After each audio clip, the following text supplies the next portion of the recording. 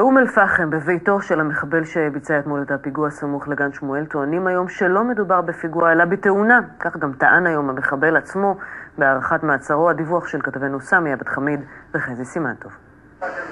בבית משפחתו של המחבל באום אל-פחם שביצע את פיגוע הדקירה בצומת אלון אתמול, אומרים לנו היום כי הוא עזב את הבית ולא אמר להם דבר על כוונותיו.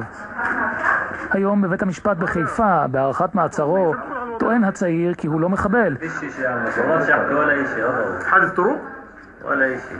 شو صار معه؟ حادث طبعا ده لبسوني عملوني ما حبيت شو بده يصير معي يعني. كنت عم بخبرها رشونيت שלו שמדובר בתאונה ולאחר מכן שהוא הותקף. כמובן העניין הזה ייבדק.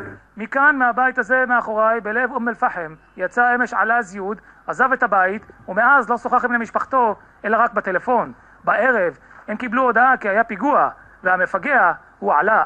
משפחה טובה, הילד ילד טוב, אני מכיר אותם טוב טוב, אני לא מהיום. האמת, אני לא חושב שזה פיגוע, כי אני מכיר את הילד טוב טוב. אנשים טובים, אנשים שקטים, שכנים טובים בו. בני משפחתו ושכניו טוענים היום כי כלל לא מדובר בפיגוע. لا مش عملية. הוא ילד טוב. صار حادث سير هو حادث سير صار. אחיו של המחבל אומר כי הוא שוחח איתו אתמול לפני הפיגוע והוא אף פונה אליו. הוא מעביר לו מסר. كويه.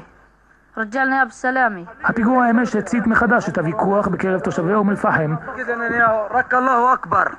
זהו, הוא יבין את זה, המסר את זה. ובקרב המגזר הערבי בכלל, לגבי המצב באל-אקצא ופיגועי הדקירה האחרונים. באום אל-פחם אנחנו מזועזעים ממה שקרה, אנחנו נגד כל מה שקורה בכל מדינת ישראל, גם בשטחים, בכל מקום. ואנחנו מגנים כל סוגים של אלימות בכל הארץ, בכל הכיוונים. ואף אחד לא רוצה שיהיה פיגועים, לא רוצה אלימות ולא רוצה כלום. המצב במסגד אל-אקצא מדליק פה את הצעירים, מדליק את כולם? כן, מדליק. אני רוצה להתבלל שם, אוסרים עליי להיכנס. בא יהודי מתנחל, כן, אמי שמירה נכנס, זה יגרר למהומות.